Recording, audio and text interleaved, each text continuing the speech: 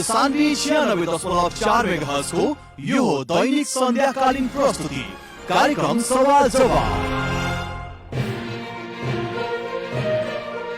नमस्कार, रेडियो सान्वी 96.4 मेगाहर्जको प्रस्तुति कार्यक्रम सवाल जवाफमा स्वागत गर्छु। म अशोक सङ्ग्रौला। कार्यक्रम सवाल जवाफ यहाँले सुन्दै आइरहनु भएको छ साँझ 6:30 बजेदेखि 7:15सम्म हरेक दिन। र सवाल जवाफमा हामी समसामयिक विषयवस्तु मध्येको एउटा विषयवस्तुलाई उठान गर्छौँ अनि एकजना अतिथिसँग सवाल जवाफ गर्ने गर्छौँ। आज पनि यो श्रृङ्खलामा यस्तै विषयवस्तु एउटा र एकजना अतिथिसँग नयाँ श्रृङ्खला लिएर उपस्थित भइसकेका छौँ।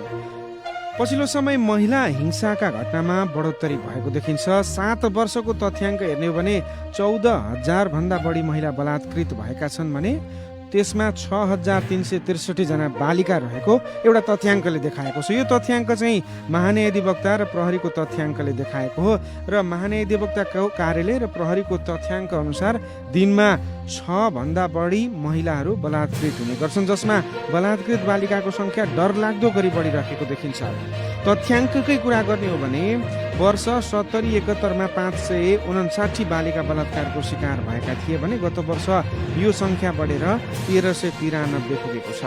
अहिले भर्खरकै ताजा घटनाको कुरो गर्नु पर्ने हो भने बर्दिवासको घटनालाई लिन सकिन्छ। त्यहाँ पनि एकजना बालिकाको बलात्कार गरेर हत्या गरेर बोरामा सब पोको पारेर फ्याँकेको अवस्थामा फालिएको थियो र त्यहाँ दोषीलाई सजाय दिलाउन कठघरामा ल्याउनका लागि पीडित पक्षले आन्दोलन गर्दाखेरि आन्दोलनमा प्रहरीको गोली लागेर एकजनाको मृत्यु भएको घटना यो तातो घटना हो।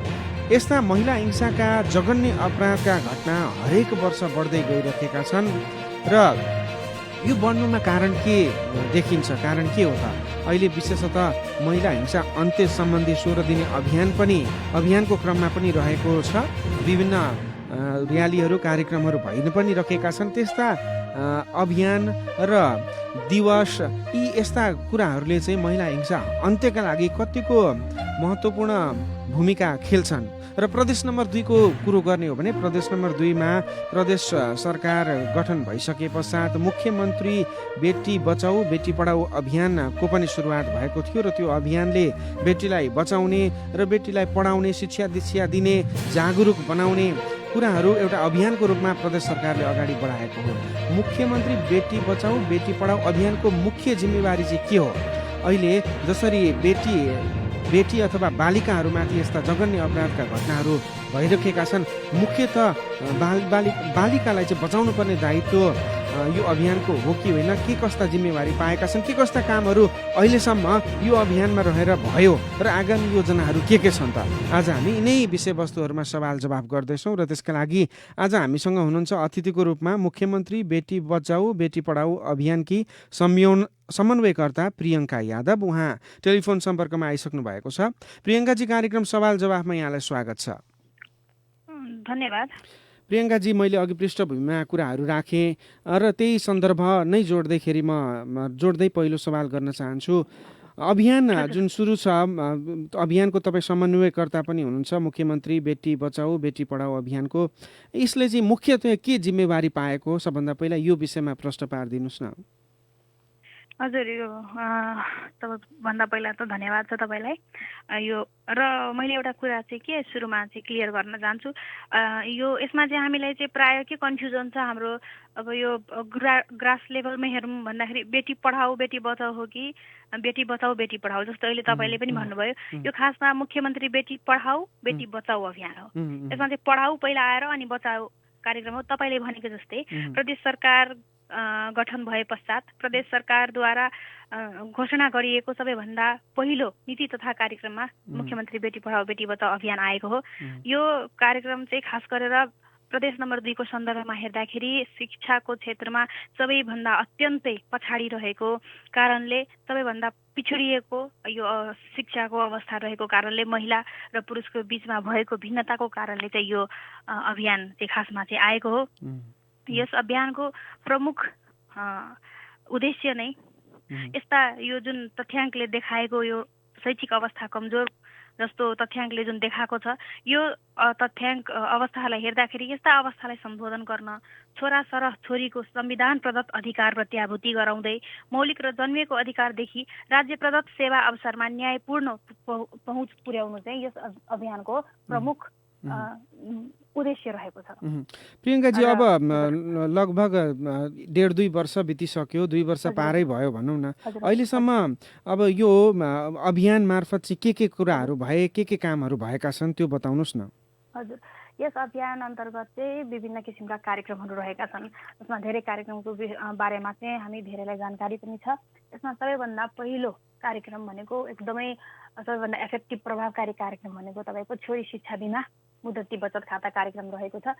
यस अन्तर्गत अहिलेसम्ममा हामीले पहिलो वर्षमा मैले भन्न खोजेको 75 सालमा चाहिँ आर्थिक वर्ष 2075 मा चाहिँ हामीले के गरेका थियौँ भने सुरु हुँदाखेरि चाहिँ पहिला त 8वटै जिल्लाको एक-एकवटा पालिकामा सुरु भएको थियो र त्यसपछि चाहिँ हामीले त्यसलाई अगाडि बढाउँदै जाँदाखेरि सबै पालिकामा 136वटै पालिकामा लागू गर्यो। त्यस अन्तर्गत हामीले 41 से 50 जना छोरीको चाहिँ तपाईँको 43 से 50 जना छोरीको चाहिँ हामीले खाता खोलेका थियौँ, जसमा चाहिँ धेरै अब खास गरेर हाम्रो मुसहर दलित समुदाय जहाँ चाहिँ तपाईँको नेटको अथवा सम्पर्कको माध्यम नभएकोले धेरैजनाले चाहिँ खाता नखोलाएको कारणले चाहिँ 300 जनाको खाता नखुलेको अवस्थाले 41 से 50 जना छोरीको हामीले बिमा गऱ्यौँ। सुरुमा चाहिँ हाम्रो बिमाको रकम 1 लाख थियो 20 वर्षपछि। अहिले चाहिँ बिमाको रकम तपाईँको 1 लाखदेखि बढाएर 3 लाखसम्म पुर्याएको छ। यो जुन मुद्दती खाता खोलेर रकम जम्मा गर्ने कुरो भन्नुभयो, त्यो सुरुवाती चरणमा भयो, त्यसले चाहिँ के प्रभाव पार्यो त? त्यसको रिजल्ट चाहिँ के आयो, नतिजा के आयो, के देखिएको छ? हजुर, सुरुमा चाहिँ हामीले गर्दाखेरि फर्स्टमा गर्दाखेरि 14 जना छोरीहरूको हामीले चाहिँ यो बिमा कार्यक्रम गरेका थियौँ, जसमा चाहिँ खास गरेर वीरगञ्ज उपमहानगरपालिकामा गर्दाखेरि महामहिम राष्ट्रपतिज्यूले नै उद्घाटन गर्नुभएको थियो। त्यसमा हामीले कार्यक्रमको बारेमा चाहिँ खास गरेर 14 जनाको पनि बिमा गराउँदा चाहिँ हामीले जुन एउटा हुनुपर्छ नि कार्यक्रमको उत्साह चाहिँ त्यस्तो देखेका थिएनौँ। अहिले अवस्था हेर्दाखेरि हामीले मैले भनिहालेँ 75 मा 41 से 50, त्यस्तै गरी फेरि हामीले 76 मा 27 से 56 कार्यालयमै 8वटै जिल्लाका मान्छेहरू आएर कार्यालयमै गरे। त्यसपछि हामीले 2076 साल माघ 2 गतेदेखि चैतसम्म जुन शिविर राखेका थियौँ सबै पालिकामा, त्यो पालिकामा अहिले हामीसँग हाम्रो डाटाले 27,000 छोरीहरू चाहिँ यस कार्यक्रममा दर्ता भएका छन्। यसको मतलब सबभन्दा पहिलो के देखियो भने जुन हाम्रो चाहिँ यो व्यक्तिगत घटना दर्ता छन् नि, यो चाहिँ हाम्रो प्रदेशमा खास गरेर छोरीहरूको जन्म दर्ता यही चाहिँ एकदमै कम न्यून देखिएको थियो। यसमा अहिले तपाईँ छोरी जन्मिएको 7 दिनभित्रै चाहिँ जन्म दर्ता गराउने चाहिँ हाम्रो चाहिँ यो आफैमा एउटा धेरै ठुलो उपलब्धि हो जस्तो लाग्छ मलाई।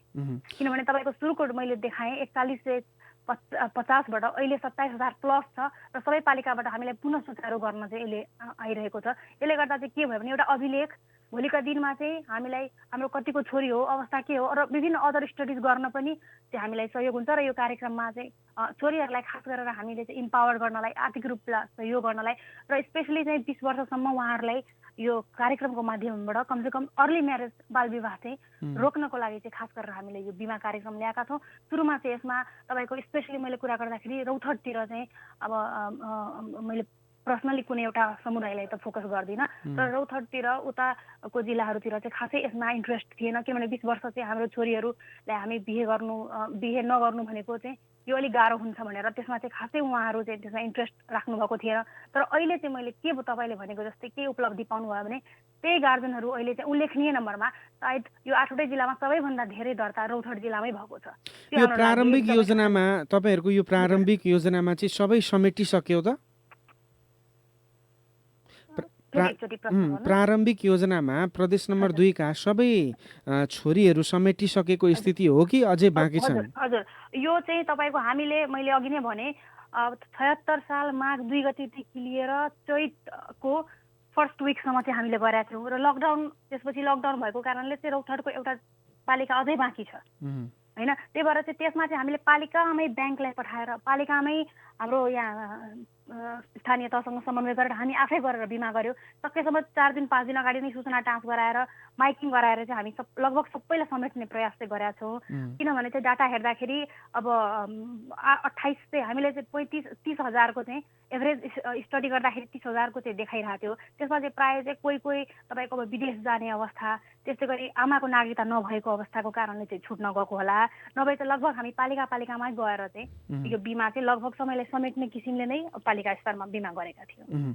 अब यसपछिको योजना के छ त? अभियानले के गर्छ? तपाईँकै प्रश्नको क्रममा मैले यो छोरी शिक्षा बिमा भने, त्यसपछि साइकल वितरण कार्यक्रम, जस अन्तर्गत प्रदेश नम्बर 2 को सामुदायिक विद्यालयहरूमा कक्षा 8 मा अध्ययनरत 10,000 जना छात्राहरूलाई चाहिँ हामीले साइकल वितरण गराएको छ। यसको चाहिँ खास गरेर चाहिँ उहाँहरूलाई विद्यालयसम्म पहुँच पुर्याउनको लागि, जुन छोरीहरू अहिले पनि गाउँपालिकाहरू दुर्गममा गएर हेर्दाखेरि चाहिँ एउटा डिस्टेन्सको कारण पनि छोरीहरू विद्यालय जानबाट चाहिँ वञ्चित भएको देखिँदाखेरि चाहिँ यो समस्यालाई समाधान गर्न हामीले चाहिँ साइकल वितरण कार्यक्रम गराएको छ। र अब यस आर्थिक वर्षमा पनि हामीले 17,000 साइकल वितरण गर्ने योजना रहेको छ।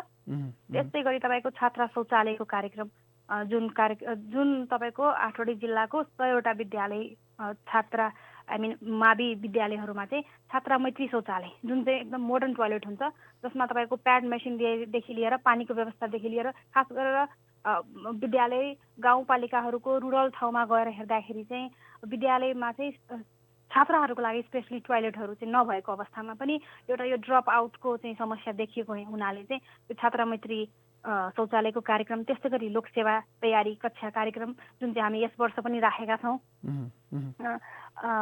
अनि यसै किसिमका कार्यक्रमहरू चाहिँ हाम्रो अझै पनि छन्। ठ्याक्कै भन्दै चाहिँ सबै मैले नसमेटेको पनि हुनसक्छ, तर खास गरेर सेनिटरी प्याड वितरण कार्यक्रमहरू, त्यस्तै गरी हाम्रो कार्यक्रममा चाहिँ तपाईँको दाइजो विरुद्धमा चाहिँ जुन कानुनका सरोकारवालाहरू छन् उहाँहरूबाट एउटा समुदायलाई चाहिँ कसरी चाहिँ जनचेतना दिन सकिन्छ त्यस्ता किसिमका कार्यक्रमहरू हो। यो अभियानको तपाईँको कुरो सुनेपछि चाहिँ मैले निर्क्योल निकालेको कुरो चाहिँ के भने, अभियानको उद्देश्य चाहिँ छोरीहरूलाई स्वावलम्बन बनाउने हो, होइन त?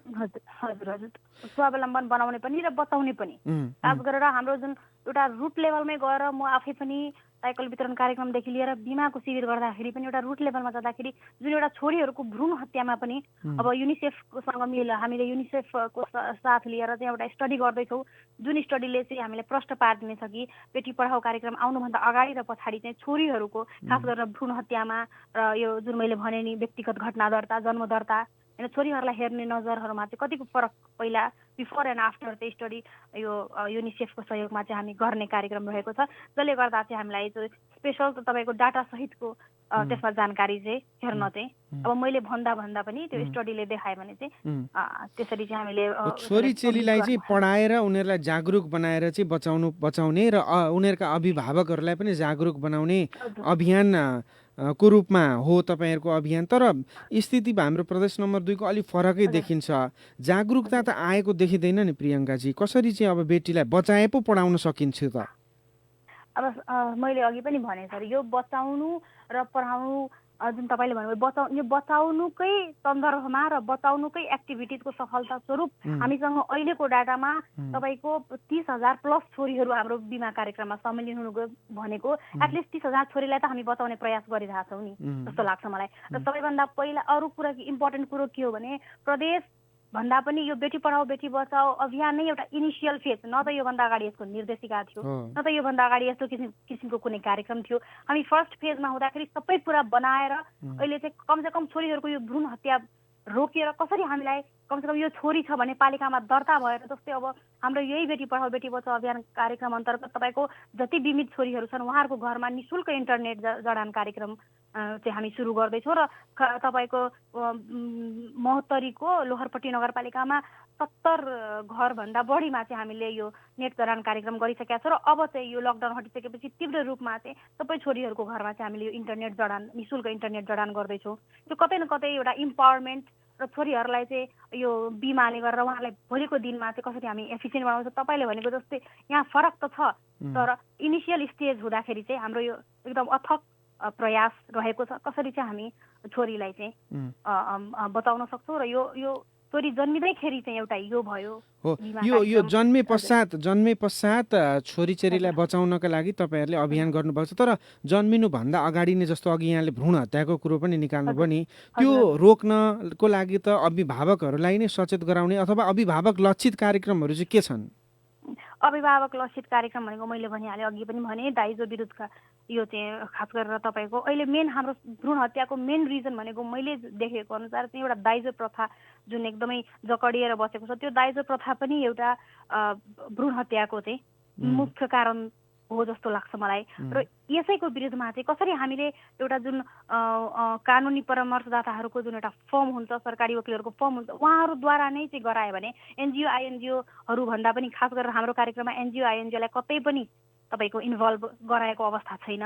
डाइरेक्ट चाहिँ तपाईँको स्थानीय तहसँग जाने अथवा विद्यालयसँग जाने त्यसरी चाहिँ कार्यक्रमहरू गर्दैछौँ। त्यही भएर चाहिँ एउटा सरकारी फर्मले नै त्यस्तो किसिमको नागरिक समाजलाई चाहिँ दाइजो विरुद्धका प्रचार प्रसार कार्यक्रम, त्यस्तै गरी हाम्रो अरू सडक नाटकहरू कार्यक्रम पनि गत वर्ष पनि 8वटै जिल्लाको सदरमुकाममा गरेका थियौँ होइन। त्यस्तै गरी तपाईँको रेडियो टेलिभिजन पत्रिका र सामाजिक सञ्जालको माध्यमबाट पनि हामीले चाहिँ यस वर्ष कार्यक्रमहरू चाहिँ मोटिभेसनल कार्यक्रम कतै न कतै नि प्रियङ्काजी, जस्तो कि यो अभियानको उद्देश्य भनेको महिला हिंसाका घटनालाई कम गर्नु र छोरीचेलीलाई बचाउँदै उनीहरूलाई स्वावलम्बन बनाउँदै पुरुष सरह चाहिँ कुनै पनि ठाउँमा प्रतिस्पर्धा गर्नको लागि सक्षम बनाउने उद्देश्य हो। तर हाम्रो प्रदेशसहित समग्र देशकै कुरा गर्ने हो भने अघि मैले सुरुवातमै एउटा तथ्याङ्क पनि राखेँ, यो हिंसाका घटनाहरू चाहिँ बढोत्तरी भइराखेका छन्। हामीले तपाईँले भने जस्तै प्रदेश नम्बर 2ले यो सुरुवात गरेको अभियान निकै नै नौलो पनि छ, प्रदेश 2मा मात्रै भएको पनि हो, सकारात्मक कुरा हो। त्यसको प्रभाव कहीँ न कहीँ दीर्घकालीन रूपमा पर्ला। तर अहिलेको स्थिति हेर्ने हो भने महिला हिंसाका घटनाहरू चाहिँ दिनानुदिन बढिराखेकै छन्, बालिका हत्याका घटना भएका छन्। यो चाहिँ किन भइरहेको छ, यसमा चाहिँ किन कमी आउन सकिरहेको छैन? तपाईँ त त्यही क्षेत्रमा लामो समय अनुभव पनि छ होइन, किन होला, तपाईँको बुझाइ के छ? त्यो चाहिँ मैले देखेको अनुसार जब हामीले यो कार्यक्रम ल्यायो त्यस बेलाको कम्पेरिजनमा अहिलेको अवस्थामा चाहिँ खास गरेर भन्नुपर्दा अब यो लकडाउन पछिको अवस्थामा चाहिँ मैले यो घटनामा चाहिँ वृद्धि अलिक बढी नै वृद्धि जस्तो देखाएको छ। हिजो पनि तपाईँले अघि कार्यक्रमको सुरुवातमा जुन भन्नुभयो नि, यो 16 दिने जुन लैङ्गिक हिंसा विरुद्धको 16 दिने दिवस मनाउने कार्यक्रम छ नि, त्यसको यही सम्बन्धमा चाहिँ सामाजिक विकास मन्त्रालयले हिजो पनि यो कार्यक्रम गरेको थियो। त्यसमा पनि तथ्याङ्कले यस्तै देखायो कि यो तपाईँको स्पेसली यो 1 वर्षको अन्तरालमा चाहिँ यो घटना चाहिँ घट्ने क्रम बढी छ। जस्तै बर्दिवासकै घटनाको हामीले इक्जाम्पल लिँदाखेरि पनि यो जुन दोषी अरुण शाह भन्ने दोषी देखाएको छ, उहाँ चाहिँ योभन्दा अगाडि पनि 2-3 चोटि चाहिँ त्यस्तो किसिमको केसमा चाहिँ फसेर पनि त्यसबाट चाहिँ फुत्किन चाहिँ सजिलो भएको थियो। त्यही भएर चाहिँ यो हाम्रो समाजमा जुन एउटा बचाउने प्रयास 70को केसमा पनि तपाईँलाई पञ्चायत गरेर बचाउने प्रयास थियो। मलाई के लाग्छ भने यो जुन बचाउने प्रयास अहिले भइरहेछ नि, पोलिटिकल पार्टीहरूबाट भनौँ या समाजका अगुवाहरूबाट भनौँ अथवा जुन एउटा केस त्यस्तो किसिमको केस गरी, किनभने प्राय यस्तो किसिमको केसहरूलाई चाहिँ अध्ययन गर्दै जाँदाखेरि के देखिन्छ भने यो नयाँ मान्छे आएर कोही मिस्टेकले चाहिँ गरेको भन्दा पनि जो मान्छे पहिलादेखि नै दोषी छ, पहिलादेखि नै विभिन्न किसिमको अपराधमा जो मान्छे परेको छ, त्यही मान्छेहरू फुत्केर पछि त्यही मान्छे गएर त्यस्तो अपराध गरेको देखिन्छ। त्यही भएर मलाई के लाग्छ भने यो जुन हाम्रो यो प्रोटेक्सन जुन अहिले एकदमै बढेको छ, मान्छेहरूले पोलिटिकल उसमा होस् कि सबभन्दा धेरै मलाई यो पोलिटिकलाइज प्रदेश पनि यो प्रदेश नम्बर 2 जस्तै लाग्न थाल्यो अब चाहिँ होइन। त्यही भएर यो पोलिटिकल रूपमा जुन एउटा बचाउने एउटा जुन हाम्रो अहिले ट्रेन्ड चलेको छ नि, यो ट्रेन्डलाई यदि रोक्न सकिएन भने चाहिँ यो घटनालाई चाहिँ कुनै अभियान अथवा कुनै एउटा कार्यालय अथवा कुनै एउटा तपाईँको समुदायले गरेर रोकिने अवस्था चाहिँ अलिक गाह्रै छ जस्तो लाग्छ मलाई। हो, मैले यो प्रश्न किन जोड्न खोजेको भने अब यो मुख्यमन्त्री बेटी बचाऊ बेटी पढाऊ बेटी बचाऊ अभियान लगायत होइन, हामीले महिला हिंसा अन्त्यको दिवस पनि मनाउँछौँ होइन, 16 दिने अभियानहरू पनि हुन्छन्, विभिन्न जनचेतनामूलक जागरुकताका कार्यक्रमहरू पनि हुन्छन्। तर यसरी घटना चाहिँ क्रमैसँग वर्षैपछि बढ्दै जाँदाखेरि चाहिँ यस्ता अभियान, यस्तो दिवस, यस्तो जागरुकताको कुनै पनि नतिजामुखी परिणाम आउन नसकेको देख्दाखेरि चाहिँ औचित्यमाथि नै प्रश्न चिन्ह पो आएको हो कि भन्ने चाहिँ बुझाइ के, त्यो चाहिँ कतिको मान्नुहुन्छ तपाईँ? अब तपाईँले भनेको जस्तै हामीले यति अथक प्रयास गरिरहँदा यस्तो एउटा नौलो कार्यक्रम ल्याउँदाखेरि चाहिँ स्पेसली नेसनल राष्ट्रिय रूपमा अन्तर्राष्ट्रिय रूपमा पनि यो कार्यक्रमले आकर्षण गर्न सकेको छ। किनभने चाहिँ तपाईँको गत वर्ष चाहिँ अमेरिकाको राजदूत ऱ्यान्डी ब्यारी आफै आएर यस कार्यक्रमको बारेमा बुझ्नु भएको थियो र यस कार्यक्रममा सहयोग गर्न चाहिँ उहाँले उत्सुकता देखाउनु भएको छ।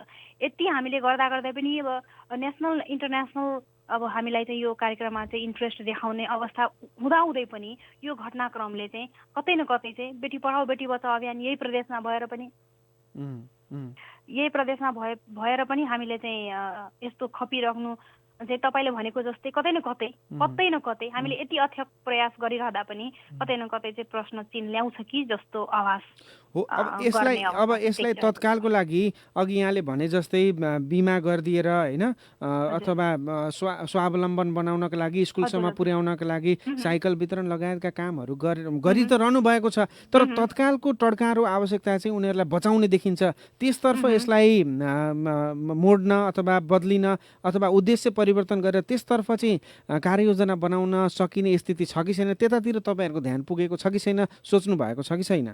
हजुर, यता अहिलेको यो घटना बढ्ने क्रममा चाहिँ हामी एकदमै यस घटनाहरूतर्फ चाहिँ एकदमै हाम्रो माइन्ड चाहिँ त्यहाँ पुगेको छ होइन, ध्यान आकर्षण भएको छ। यही सन्दर्भमा तपाईँको आन्तरिक मामिला तथा कानुन मन्त्रालय प्रदेश नम्बर 2 ले चाहिँ सुरक्षित बेटी अभियान पनि यही सिलसिलामा ल्याएको छ। यसमा चाहिँ तपाईँको उहाँहरूले चाहिँ अहिले भर्खर अभियान ल्याउनु भएको छ र यो अभियान अन्तर्गतै छोरीहरूलाई चाहिँ कसरी सेल्फ डिफेन्सका ट्रेनिङहरू दिने कार्यक्रमहरू पनि राखेका छन्। र अब चाहिँ जुन हामीहरूले यो कार्यक्रमहरू गर्दै आयौँ जसको बारेमा मैले धेरै जानकारी पनि दिएँ तपाईँलाई, अहिले पनि अब हाम्रो कार्यक्रम तपाईँको यस आर्थिक वर्ष पनि 12-13वटा कार्यक्रम हामी राखेको अवस्था छ। र अब चाहिँ छोरीहरूलाई चाहिँ स्पेसली कसरी बचाउन सकिन्छ अथवा पीडित फ्यामिलीलाई चाहिँ हामीले कसरी उहाँहरूलाई चाहिँ एउटा हेल्प गर्न सक्छौँ, कसरी सहयोग गरेर चाहिँ लैजान सक्छौँ भन्ने चाहिँ यो कार्यक्रममा समावेश गर्ने हाम्रो चाहिँ ध्यान आकर्षण भएको छ। आउने दिनमा चाहिँ हामी यसमा पक्कै पनि समावेश गर्ने नै छौँ भन्ने चाहिँ। अब यो लकडाउन यता रोकिएको अभियानको सेवा भनौँ न, अब छोरी बेटीलाई जोड्ने तपाईँको अभियानसँग त्यो चाहिँ निरन्तरता भइरहेको छ कि छैन, निरन्तरता पाएको छ कि छैन? छैन। साइकल वितरण चाहिँ हाम्रो अब साइकल वितरण जुन मैले 17,000 साइकल भनेको थिएँ त्यो साइकल चाहिँ एकदमै छिटो चाहिँ हामीसँग चाहिँ यो बोर्डरको सिलले गर्दा पनि अलिक गाह्रो भएको छ। तर अब चाहिँ हाम्रो लगभग कागजीका प्रक्रियाहरू चाहिँ लगभग अन्तिम चरणमा चाहिँ छ। त्यसले गर्दा चाहिँ अब मैले हेड सरहरूलाई पनि जानकारी गराएँ कि हामी छिटो नै साइकल चाहिँ ल्याएर वितरण गर्दैछौँ। र अर्को चाहिँ मेन अहिले सबभन्दा धेरै यो तपाईँको रेडियो मार्फतबाट सबैबाट सबैलाई जानकारी पनि होस्, किनभने कहिलेकाहीँ धेरै टाढाबाट चाहिँ हाम्रो सेवाग्राहीहरू आएर चाहिँ फर्किनुपर्ने अवस्था पनि कहिलेकाहीँ हुन्छ। त्यही भएर मैले के जानकारी गराउन चाहन्छु भने जुन हाम्रो शिविर भएको थियो त्यहाँदेखि चाहिँ हामीले यो लकडाउनभरि र अहिलेसम्म पनि नयाँ दर्ता गरेका छैनौँ। र नयाँ दर्ता नगर्नुको कारण एउटा त लकडाउन भइहाल्यो, अर्को चाहिँ हाम्रो यो बिमाको प्रभु ब्याङ्क लिमिटेडसँग चाहिँ 2 वर्षको हाम्रो सम्झौता भएको थियो र त्यो 2 वर्षको तपाईँको 2076-77को आर्थिक वर्ष असारसम्म समाप्त भयो त्यो सम्झौता। अब चाहिँ हामीले फेरि नयाँ टेन्डर चाहिँ आह्वान गर्दैछौँ। त्यो टेन्डरको म्याद 30 दिन हुन्छ। त्यसपछि चाहिँ हामीले नयाँ ब्याङ्कसँग सम्झौता गरे पश्चात लगत्तै हामी सम्पूर्ण पालिकाहरूमा चाहिँ पालिकामै निरन्तर रूपमा आफ्नो पञ्जिका अधिकारीसँग गएर बिमा कार्यक्रम सुचारू हुने चाहिँ जानकारी गराउन चाहन्छु। 8वटा जिल्लामा तपाईँहरूको कार्यालय पनि स्थापित छ होइन? कार्यालय 8वटा जिल्लामा कार्यालय भन्दा पनि अहिले यहीँबाट बेटी पढाऊ बेटी बचाऊ छ कार्यक्रम चाहिँ हामी पालिकामा गर्ने हुँदा डाइरेक्ट पालिकासँग समन्वय गर्छ। र कार्यालयको जुन कुरा गर्नुभयो भने तपाईँको जिल्ला समन्वय समितिमा चाहिँ हामीले खास गरेर हाम्रो एकजना फोकल पर्सन हुने गरी चाहिँ 8वटै जिल्लामा चाहिँ छन् हाम्रा सहकर्मी साथीहरू। ती फोकल पर्सन मार्फत चाहिँ अब विशेष योजना भएको बेलामा त सेवाग्राहीलाई जोड्ने त्यतिखेरको दायित्व त हुने नै भयो। त्यसबाहेक अन्य दिनमा दैनिक रूपमा चाहिँ ती फोकल पर्सन मार्फत छोरीचेलीहरूलाई कस्तो सेवा दिनुपर्ने हो, जिम्मेवारी के हुन्छ उनीहरूको? जिम्मेवारी त अब उहाँहरूले चाहिँ त्यसमा सहकार्य मात्रै गर्ने हो। फोकल पर्सन मार्फतबाट हामी कार्यक्रम पनि गर्ने होइन, किनभने हाम्रो लगभग सबै कार्यक्रम तपाईँको पालिकासँग यदि विद्यालयसँग रिलेटेड छ भने डाइरेक्ट विद्यालयसँग हुने हो। त्यही भएर फोकल पर्सनले चाहिँ हाम्रो त्यो कार्यक्रम म्यानेज गरिदिने, त्यहाँबाट डाटा ल्याइदिने। जस्तै पालिकामा बिमा भयो, अब पालिकाबाट चाहिँ उहाँहरूले हामीलाई डाटा ल्याइदिन्छ। त्यो बिमा हुँदाखेरि चाहिँ उहाँहरूले सहकार्य गरिदिनुहुन्छ। त्यस्तो चाहिँ छ। खास गरेर उहाँहरूलाई यो जिम्माको लागि चाहिँ छैन, किनभने हाम्रो डाइरेक्ट कार्यक्रम पालिकासँग अथवा जोसँग हाम्रो जो चाहिँ तपाईँको हाम्रो टार्गेट ग्रुप हो उहाँसँग डाइरेक्ट समन्वय गरेर चाहिँ काम हुँदैछ हाम्रो बिचमा चाहिँ त्यस्तो एनजिओ आइएनजिओ फोकल पर्सन त्यस्तो कसैको चाहिँ खास गरेर हामी इन्भल्भमेन्ट नराखेर फोकल पर्सनको खालि उहाँहरूले चाहिँ सहकार्य गर्ने संयोजन गरिदिने। हजुर यो मैले प्रश्न किन जोडेको भने तपाईँ आज कार्यक्रममा आउनुहुन्छ भनेर सार्वजनिक भइसके पश्चात एउटा गुनासो के आएको थियो भने जस्तो अघि भन्नुभयो नि जिससमा राखिएको हुन्छ फोकल पर्सन, ती फोकल पर्सनहरू चाहिँ अथवा कार्यालयमा त्यहाँनिर नबसिदिँदाखेरि सेवाग्राहीहरू आएर फर्किने, उहाँहरूको समस्याहरू जो छ त्यो सुन्ने मान्छे कोही पनि नभएर सेवाग्राहीलाई चाहिँ मर्का परेको भन्ने कुरा आयो कि यसतर्फ तपाईँहरूलाई जानकारी छ कि छैन? तपाईँले थाहा पाउनु भएको छ कि एकदमै जानकारी छ। सेवाग्राहीलाई फोकल पर्सनसम्म आउने अवस्था चाहिँ मैले देखेको छुइनँ हैन। सेवाग्राही जाने भनेको सम्बन्धित पालिकामा हो। सेवाग्राही जुन विद्यार्थी यदि सेवाग्राही हो भने ऊ जाने भनेको आफ्नो विद्यालयमा हो। हजुर हजुर। त्यही भएर चाहिँ यो मलाई के लाग्छ भने एउटा तपाईँहरूलाई यो मान्छेहरूले जानकारीको अभावमा यो कम्प्लेन पो गरे कि जस्तो लाग्छ। किनभने हाम्रो सबै कार्यक्रम हामीले यदि वीरगञ्ज महानगरको कुरा गर्छौँ भने वीरगञ्ज महानगरमा पालिकामा गएर पालिकाले जानकारी गराउँछ। त्यसमा फोकल पर्सनको लागि चाहिँ कहीँ पनि जानु पर्दैन, सम्बन्धित पालिकामै जाने हो। यदि यता एकाडेमिकतिरको कुरा हो भने डाइरेक्ट विद्यालयमा जाने हो। हुन्छ प्रियङ्काजी, हामी अन्त्यतिर छौँ। अब अन्त्यमा केही विषय यहाँका राख्नुपर्ने छन् भने प्लिज राख्नु होला, त्यसपछि छुट्टिन्छौँ हामी। हजुर, म चाहिँ खास गरेर चाहिँ यो मैले जानकारी गराइहालेँ कि बिमाको कार्यक्रम हाम्रो लगभग माघ महिनाको अन्तिमदेखि चाहिँ हामी सुरु गर्ने तयारीमा छौँ। र अर्को कुरा जुन अहिले चाहिँ तपाईँले भनेको जस्तै विभिन्न किसिमको हिंसाको घटनाहरू बढ्दो क्रममा छ, यो हिंसाको घटनाहरूलाई चाहिँ कसरी हामीले न्यूनीकरण गर्न सक्छौँ त्यसतर्फ चाहिँ हाम्रो ध्यान आकर्षण भएको छ। र आउने दिनको कार्यक्रममा अथवा यही वर्षको कार्यक्रममा पनि हामीले त्यस्ता किसिमको घटनालाई न्यूनीकरण गर्ने चाहिँ कार्यक्रमहरू चाहिँ समावेश गर्ने प्रयास गर्नेछौँ। र अर्को कुरा चाहिँ जुन हाम्रो पीडित पक्षका फ्यामिलीहरू हुनुहुन्छ उहाँहरूको फ्यामिलीलाई चाहिँ सपोर्ट गर्ने हिसाबले चाहिँ हाम्रो यस कार्यक्रममा चाहिँ कसरी समावेश गर्न सकिन्छ भन्ने कुरामा चाहिँ हामीहरू चाहिँ उहाँहरूसँग कोअर्डिनेसन गरेर कार्यक्रम अगाडि लैजाने, सफलतापूर्वक लैजाने चाहिँ प्रयास गर्छौँ। र अर्को कुरा हाम्रो कार्यक्रमको बारेमा जानकारी गराइदिने अथवा यो कार्यक्रमलाई सबै जनस्तरसम्म पुर्याउने चाहिँ तपाईँहरू पत्रकारहरूको पनि ठुलो भूमिका हुन्छ। त्यही भएर मसँग चाहिँ तपाईँहरूले सबै जानकारी जतिखेर पनि क्लियर रूपमा लिन सक्नुहुन्छ र हाम्रो जुन सेवाग्राही हुनुहुन्छ अथवा जुन छोरीहरू हुनुहुन्छ अथवा जनसमुदाय हुनुहुन्छ उहाँहरूलाई चाहिँ जानकारी गराइदिए पनि हाम्रो कार्यक्रम अझै व्यापक हुन्छ भन्ने आशा लिएको छु र तपाईँहरूको सहयोग र साथको चाहिँ एकदमै म हस् प्रियङ्काजी, आजको सवाल जवाफमा सहभागी हुनुभएकोमा धन्यवाद। र फेरि अन्य कुनै विषयवस्तु उठ्यो भने यहाँसँग फेरि पनि हामी सम्पर्क गर्छौँ र यहाँलाई निमन्त्रणा गरौँला। आजको लागि छुट्टिन्छौँ। हजुर, उहाँ हुनुहुन्थ्यो मुख्यमन्त्री बेटी पढाऊ बेटी बचाऊ अभियानकी समन्वयकर्ता प्रियङ्का यादव। आज सवाल जवाफमा बेटी पढाउने जुन जिम्मेवारी छ अथवा अभियान छ त्यो बचाउने को पहिला होला त अहिलेको स्थितिमा, त्यतातर्फ चाहिँ अब अभियान चाहिँ अब त्यतातर्फ केन्द्रित हुनुपर्ने पो हो कि अथवा त्यतातिर लाग्यो भने मात्रै जसरी महिला हिंसाका बालिका हिंसाका घटनाहरू बढिरहेका छन् त्यता पो कमी गर्नतर्फ त्यता न्यूनीकरण गर्नतर्फ योजना बनाउन किन ध्यान नदिनु भएको? अहिलेको तत्कालको टड्का र आवश्यकता त त्यो हो हुँदै आज सवाल जवाफ गरे उहाँसँग। आजको श्रृङ्खला सकिएको छ। भोलि फेरि साँझ 6:30 बजे सवाल जवाफको नयाँ श्रृङ्खलामा नयाँ विषयवस्तु र नयाँ अतिथिको साथमा उपस्थित हुनेछु। तबसम्मका लागि अशोक सङ्ग्रौलालाई बिदा दिनुहोस्। नमस्कार।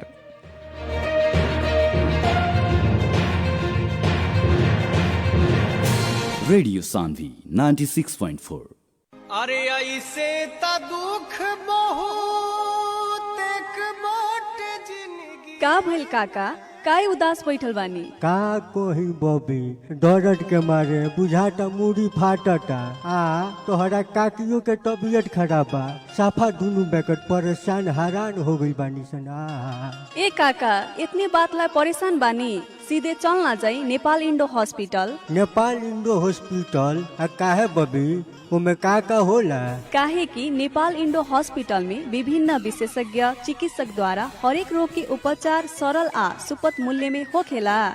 अच्छा बबी, वहाँ काठी काठी के सुविधा बा। तो सुनी काका, उहाँ मिले वाला सुविधा आ उपचार सब paralysis, brain haemorrhage, spine injury, spine tumour लगायत के नशा संबंधी रोग के उपचार, मुटु, हाड जोड्ने, स्त्री तथा प्रसूति रोग संबंधी उपचार, ओही तरे छाती तथा पेट, छाला, नाक, कान, घाँटी संबंधी समस्या के उपचार सहज रूप में होखेला। इतने कहाँ, उहाँ त फुल बॉडी चेकअप, आधुनिक आईसीयू तथा NICU, ventilator, video x-ray, digital x-ray, ECG, echocardiography, C arm machine लगायत के सेवा सब एके जगह मिलेला। आई हॉस्पिटल कहाँ बा?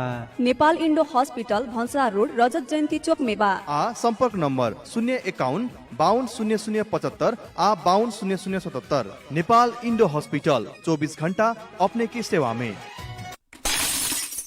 काका काका, ए लौ न, के भो काकालाई? ओहो, हार्ट एट्याक भए जस्तो छ त। लौ न, छिटो गरौँ न, यहाँ मान्छे मर्ला जस्तो भइसक्यो।